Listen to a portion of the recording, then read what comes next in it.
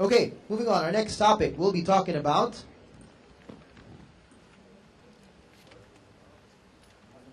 here we go. I love the title. I don't know how she came up with it. Me, George Clooney, and social CRM, all right? And we'll be listening to a very accomplished woman in the region.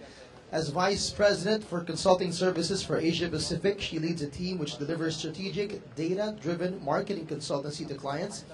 She helps clients harness the power of their data, navigate the digital landscape, build engagement and relationships with their customers, and shape their marketing organizations to best leverage the new opportunities presented by data-driven digital marketing. She started her marketing career in the UK with Vodafone as direct marketing manager, launching the first ever email-to-pager service. She moved to Singapore 12 years ago and first joined her agency in 2001, and she led Levi's first Asia-Pacific online marketing strategy. After an interlude as managing director of Rapcall in Singapore, she returned back to that agency, which is Ogilvy in 2008, where she leads the consulting practice. She is also the author of Can Brands Have a Social Life? A Study of Social Media in Asia. It's our pleasure. Please give a round of applause. Vice President for Consulting Services, Asia Pacific, Ogilvy Worldwide, Lucy McCabe.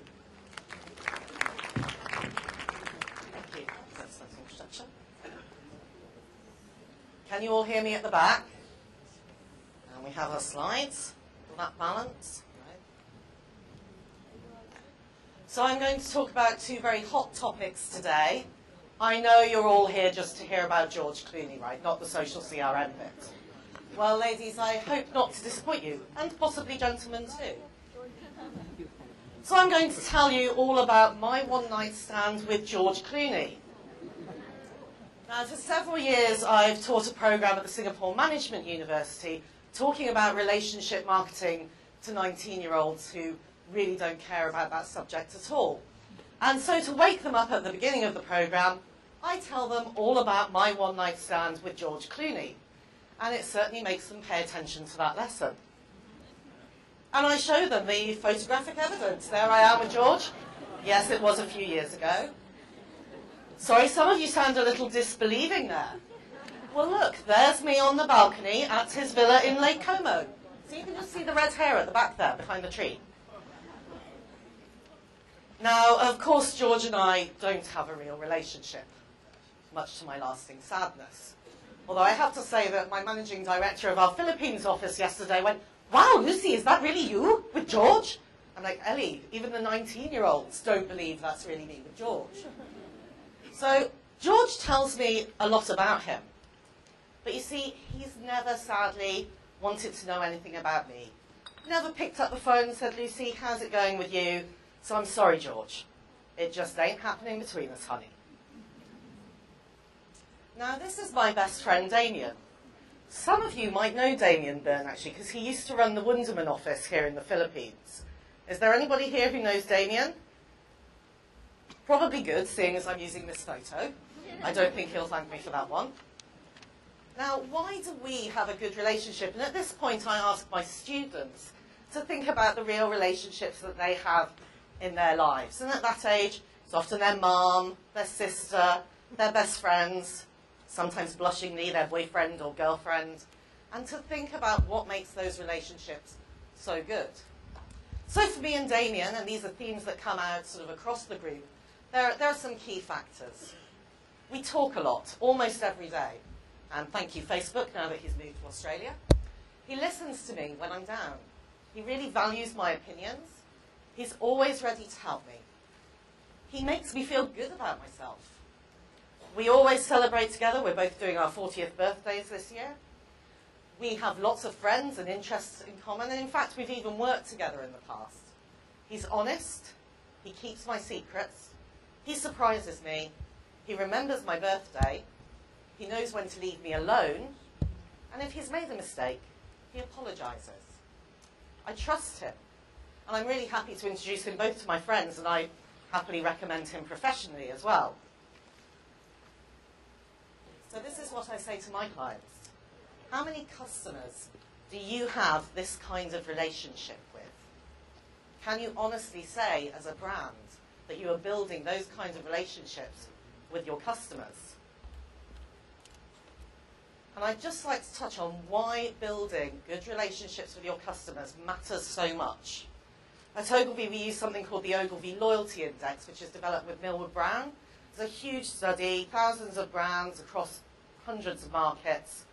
And there's one very key fact that we take out of that to our clients. What we look at is people's relationship with the brand. And at the highest level, we call that relationship bonding. That's when somebody feels a real emotional affinity to the brand, says, that's my brand, and I will recommend that brand. Now, those people spend up to 20 times more with your brand than people lower down that pyramid. And there's a direct correlation between your bonding score and your market share growth potential. Basically, the better your bonding, the better your market share. So we work with clients to help them build those valuable relationships. Now, in the 90s, we all got super excited because suddenly there was a big wave of technology that we really felt was going to help us crack this. And it was all about CRM. Hooray, we said. We can get that database in place. We can learn lots of stuff about customers. We can do real one-to-one marketing. We can segment people. It's going to be massively scalable. And it did work. And it did drive revenues. And it did drive return on investment. At its best, it's multi-channel. And it's based on really looking at people understanding their transactional data. CRM is all about achieving greater lifetime value of your customers. But fundamentally, I think, really, that one-to-one bit of the relationship was a bit of a myth. Because in reality, what it was very business-driven relationships. It was the brand talking to the consumer. It's very rarely any kind of dialogue. If the customer called the call centre, that was maybe the closest that you got. I remember spending many happy years of my career running massive customer surveys to try and get that feedback. But it wasn't really a dialogue relationship. There wasn't that much listening, in all honesty, going on. And in fact, most brands' relationship with their customers through CRM was a bit more 50 Shades of Grey, if any of you have read that one. A bit more of a kind of domineering relationship than a true partnership with their customers. Now, obviously, in the social age, all of this has changed. It's not about one-to-one relationships anymore. It's one-to-many relationships. It's a bit more of an orgy, really. And I can tell you that orgy is not a Google image search you want to have to do very often. This was about the cleanest picture I found. Now, never let it be said that marketers are slow to join a party, right? We all love a good party, so we've all piled in to social media. 12,000 plus brands on Facebook now, I think. But this has been kind of the typical brief that we've been getting as an agency over the last couple of years, and I won't ask for an embarrassing show of hands in terms of who's actually given this kind of brief.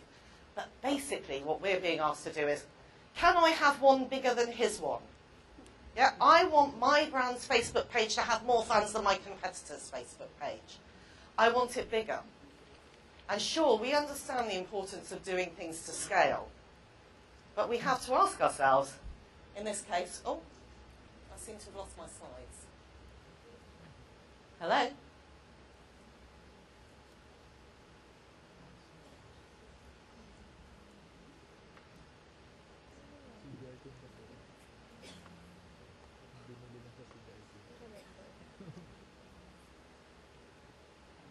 You can almost see that, can't you? Basically, what we have to ask ourselves is size the measure we should be looking at? Does size matter? And does size equate to dollars? Now, this is the statistic that should really worry us all as marketers. And I'm just going to talk about Facebook. I know that's not the whole social media world. But if you look at brand pages in Facebook, the average engagement rates, according to Social Bakers, are lower than 1%.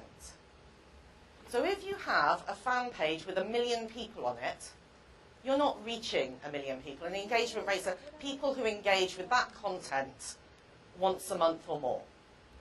So if you have a page with 1 million people on it, you're not really getting 1 million people engaging with your content.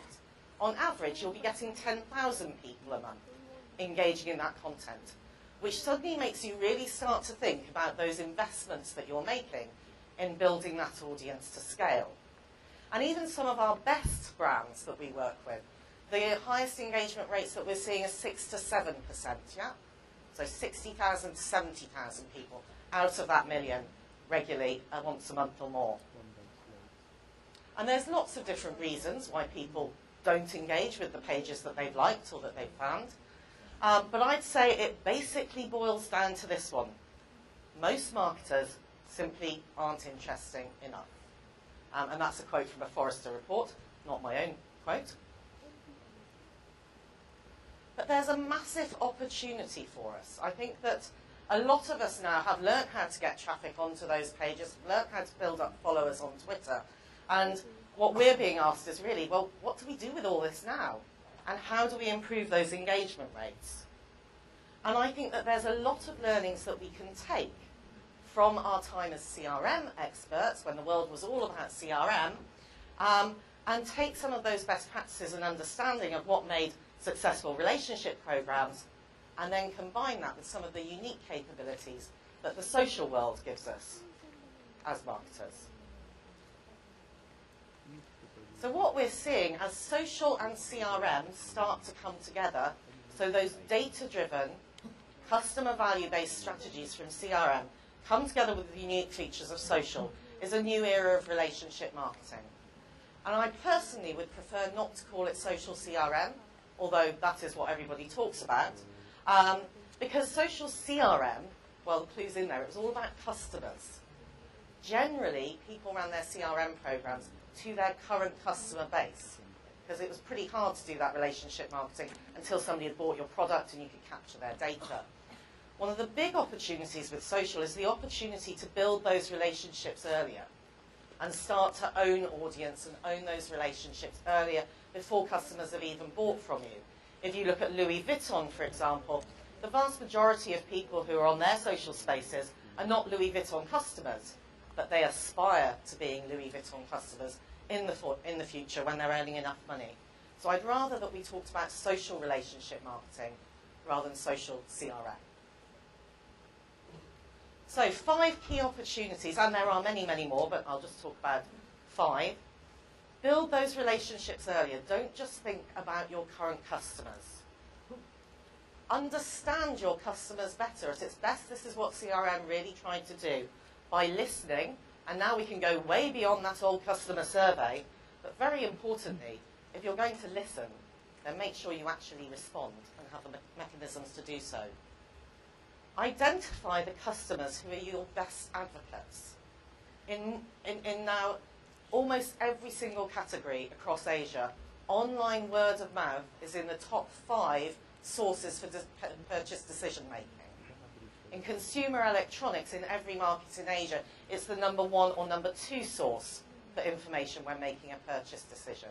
There are a few categories it doesn't apply to, like, for example, fine fragrances, where generally we'd rather smell the product than hear somebody talking about it online. But for most of you, it's now really, really important to think about your recommendation. So what we need to be doing is identifying the customers who are really your best advocates, and look at applying social scoring to them. And when people are doing your marketing for you, well, value their contribution and grow advocacy, and look at how you reward people who are being your advocates and who are creating and sharing content for you. And perhaps most importantly, and this is what I'm going to focus on today, is think about creating a new value exchange with customers. Because let's face it, we ask a lot of our customers today. We're asking for their time, we're asking for them for their attention, we're asking them to stop looking at Auntie Jean's baby photos and come and spend time with our brand. We're asking them to give us lots of data, even if they don't know that they're giving us that data. We're asking them to market on our behalf. We're often asking them to service on our behalf. And a value exchange is what we as brands give back to them for doing so.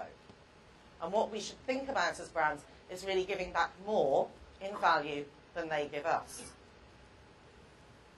Now, one of the things that we're kind of super excited about at the moment is we can see some new ways of creating that value exchange due to the kind of functionality and how social communities function.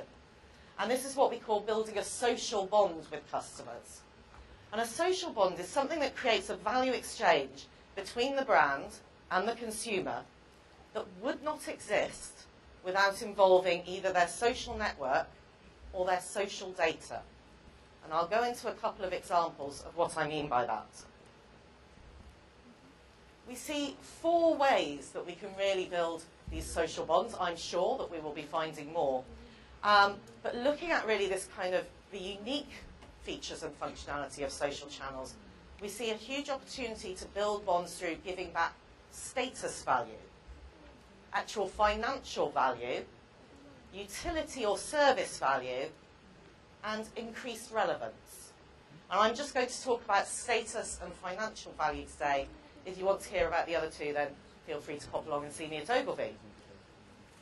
So let's look at status. Now, it's a very human desire to be famous that only seems to have been kind of accelerated by the likes of the X Factor and American Idol.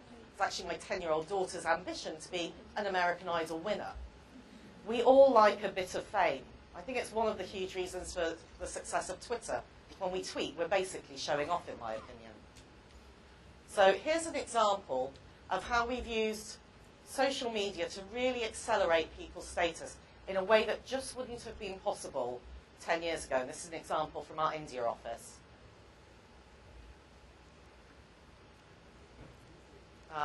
Sound? Can I get the sound?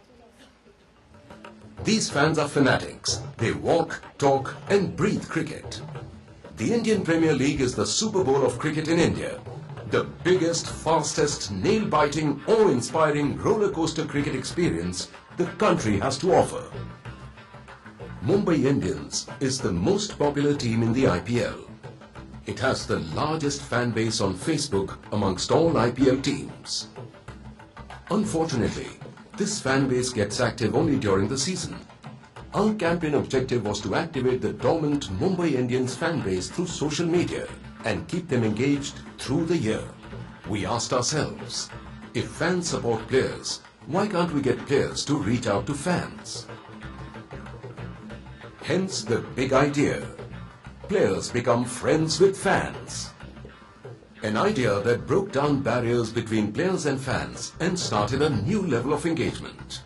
To kickstart the Mumbai Indians digital campaign, players sent out personalized video messages via Facebook and email. Even the god of world cricket. Ideas or strategies for the team. So let's catch up on Mumbai Indians Facebook fan page. It's your support that will help Mumbai Indians and me perform better on the field. Don't forget to log in. Let's keep in touch. Take care. Overwhelmed fans posted the videos on their walls and shared it with friends, creating a viral effect. Next, an outdoor campaign was launched to drive. So basically, imagine you are a nutty cricket fan in India, which is basically everybody in India, and you're a fan of the Mumbai Indians, and you get that personalised message. What is the first thing that you are going to do? Oh, I'm so cool, I'm going to share this with all my friends, and they're going to think I'm so cool too. And that's that effect, that social bond, accelerating people's status within their social community. As you can imagine, that's a pretty popular account in our office in India. Now let's look at building social bonds through giving people additional value in ways that are completely unique due to the features of social. The best example I can think of to explain this, who here plays Cityville? Any other Cityville addicted people? Until about 6 months ago, my only gaming behaviour was Scrabble on my iPad. And then I started writing a paper about the gamification of loyalty and figured I should get into playing a few more games. So I signed up for Cityville on my daughter's recommendation. 3 months, God knows how many hours, and 50 actual real dollars later, I do have a pretty impressive city. But there's something very clever here. I can only unlock all of the levels, all of the buildings that I want to have, if I involve my social network, if I invite my friends to come and visit my city. And for about 2 months, I really resisted doing this because I hate seeing all those posts like, oh, I've got a new cow on my farm and all the rest of it. I don't care. But in order to get a pretty impressive skyscraper, I really needed to get some of my friends to come and visit. Now, what Zynga are doing is giving me additional value for involving my social network. And I can only get that value because I involve my social network. And I think that's pretty clever, particularly as that skyscraper is just a bunch of pixels. So I did lots of marketing on behalf of Zynga to get all my friends to visit Cityville. And this is where I think it becomes really important to apply those principles of segmentation and start to understand who your really valuable customers are, not just in terms of their purchase value, but in terms of their network value. Who's really out there talking about you and recommending you? And this is an example of a program that we ran for Harrow Hotel back in 2010, which was a pretty horrible time in the American economy. Room nights were going massively down, and how could we plug that gap? Well, we ran a piece of analysis, and we identified 300 really quite active, pretty passionate about Harrow Hotel fans who were already actively talking about the brand and recommending them. So we invited them to join a program that we called the Ambassador Challenge. And you can see there it ran on our Insider Circle platform, which is like a private network, a kind of VIP social network, if you will, for these people. And what we did was we actively rewarded them for all the advocacy that they were bringing us as a brand. And so we gave them extra points in the loyalty program that Harrow Hotels run. We gave them special offers that were only available to them as ambassadors. But we gave them a lot of offers that they could share with their friends and a lot of content that they could share about the brand, which drove purchase from their social network. And I think that this idea of rewarding people for their social activity is quite a new thing. Not many brands are trying this now.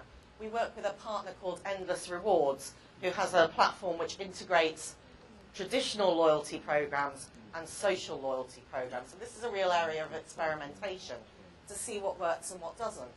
But to me, just thinking as a consumer and not as a marketer for a moment, hey, if you're going to ask me to share all this stuff, and I know that has value to you as a company, could you not give me some value back for that?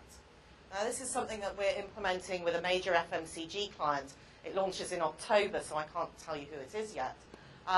So we're launching this in October in Thailand, and really rewarding people for all the content that they share with us and all the content that they create for us. And there's something in me that says, well, that's just fair, isn't it?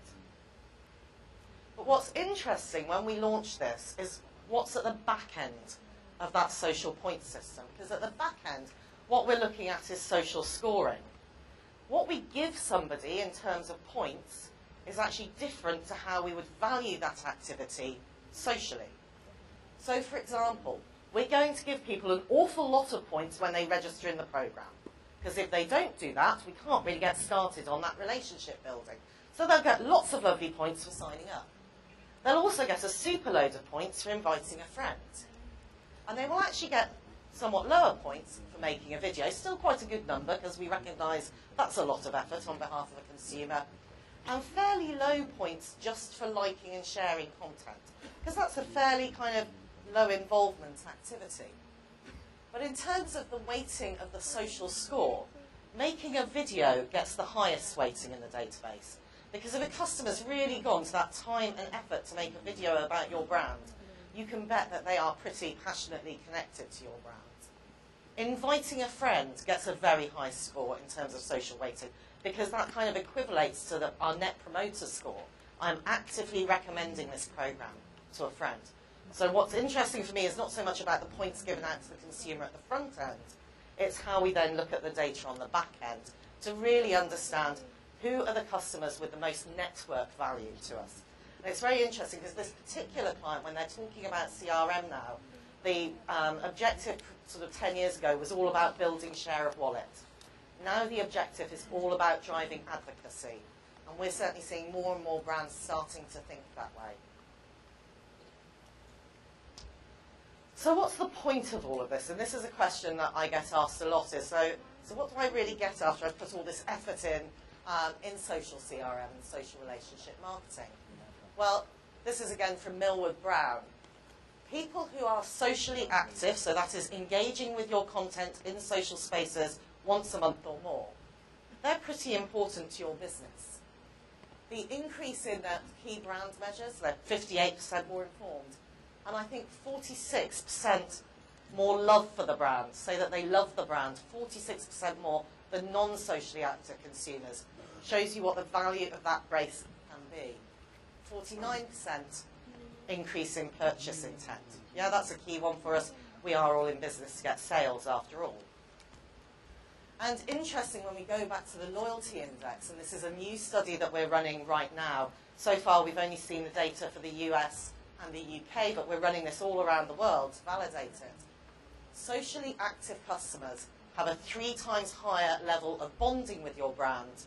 And what we've seen is a 10% increase in that year on year, which implies that people who are engaged in social programs are growing in terms of their loyalty to the brand due to that activity. And remember, higher bonding equates to higher market share. So that's why building these relationships and using social media to its fullest to really get that engagement with your consumers is important to your business. So how does old George do with this? Yeah? And I think that we know that George has not had a great track record of long-term relationships in the past. Well, I'm afraid that on Facebook, certainly, he's kind of boring me into buying him.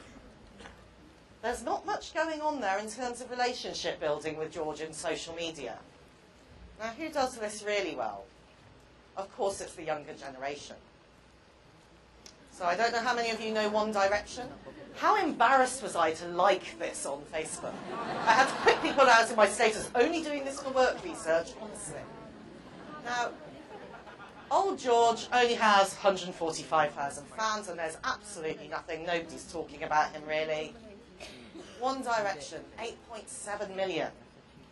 Now, these boys really know how to get the girls, right? They know how to have a relationship. So here's Niall, or Nyla, as I believe we're supposed to call him.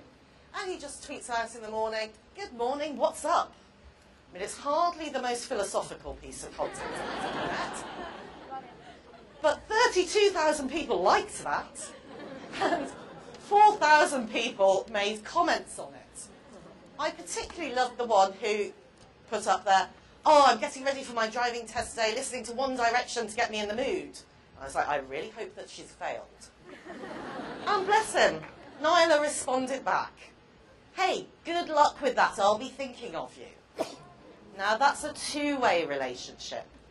And I actually think if you want to really think about who does best in social media, look at the pop stars, because they understand the value of the relationship with their fans.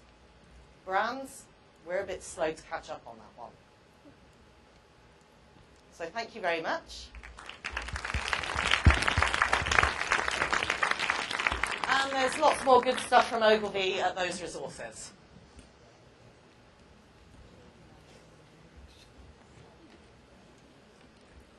Thanks, Lucy. Have a seat here. We'll be opening the floor for some questions. Okay, we got 4 mics spread out all over the theater. 2 up there, 2 down here. Come to the mic, introduce yourself, where you work, what you do, and shoot your question.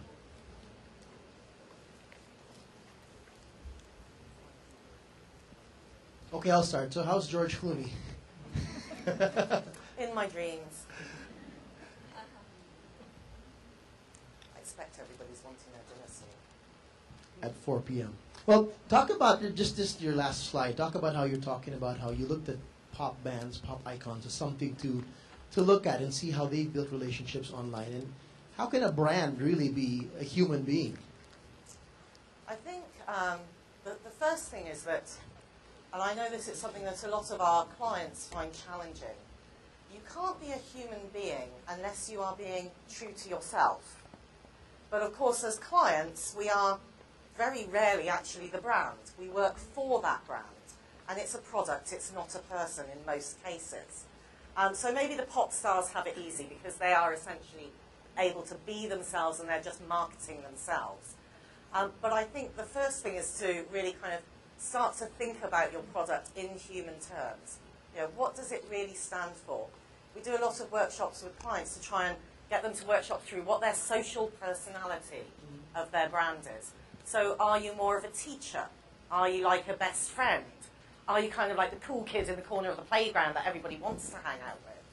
And I think really trying to define what the social personality of your brand is a really good first step to doing that. Is it all right to do it in a trial and error phase where you actually go out, start tweeting, start putting those messages out on Facebook, and then eventually adjusting depending on the kind of people who follow you and start to interact with you?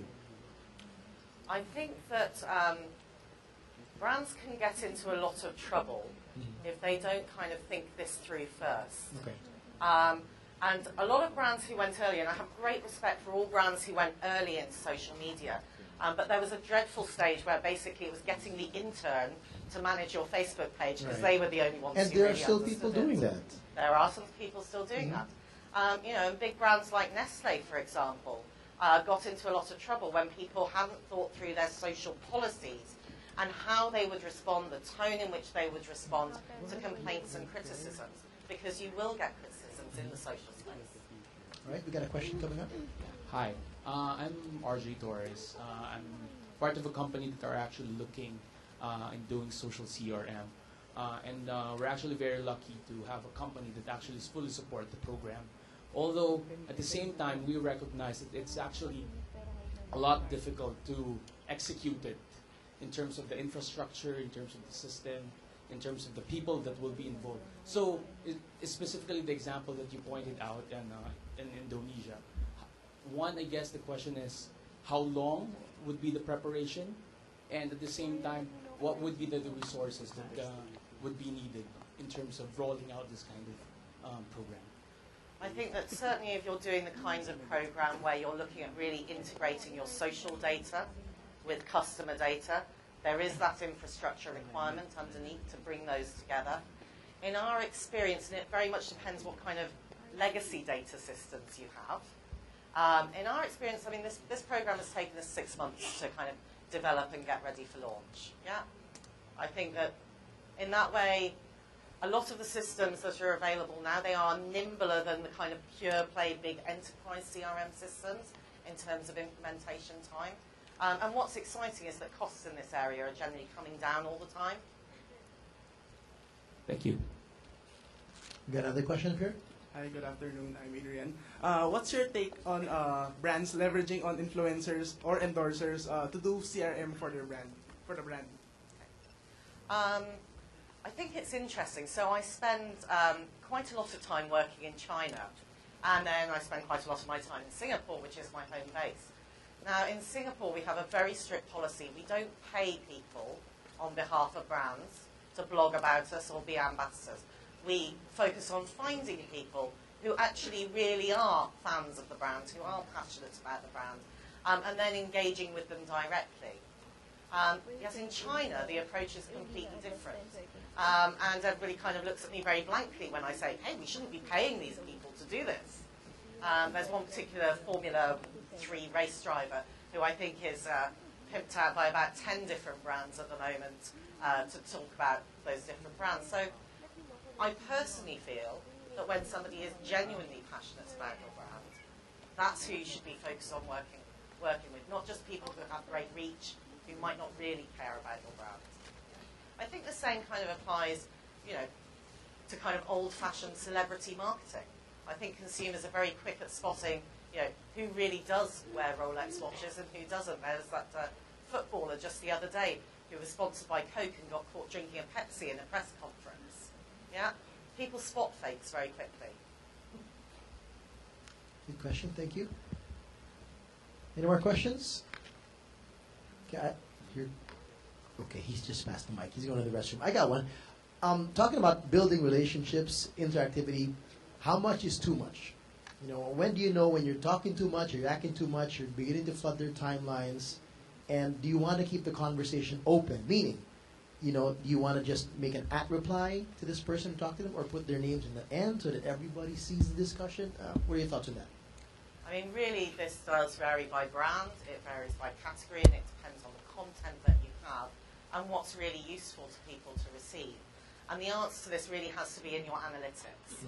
Yeah, so you need to be looking at your own analytics in terms of touch frequency and what's the right cadence to have in terms of reaching out to consumers. I spent many years working with IBM, who are kind of kings of data, and we did a piece of analysis for them, and we found one poor technical manager who had received 870 pieces of communication from IBM in 1 year and hadn't actually bought anything from them. And I think, we could safely say that that was too much frequency for that brand. And you can really, really annoy consumers by over-touching them. I get a mailing, I think, every couple of months from American Express inviting me to have a credit card that I already have. And it's just deeply irritating and it's killing a tree. But for some reason, my client can't seem to get me off the database. All right. Question here. Hi, I'm Jack. I head the marketing of Levi's Philippines, and I'm actually client of, actually one of your clients, Ogilvy Philippines. My question is, for certain brands or for other brands abroad, how do you add dynamism or the participation from your fans in a brand that's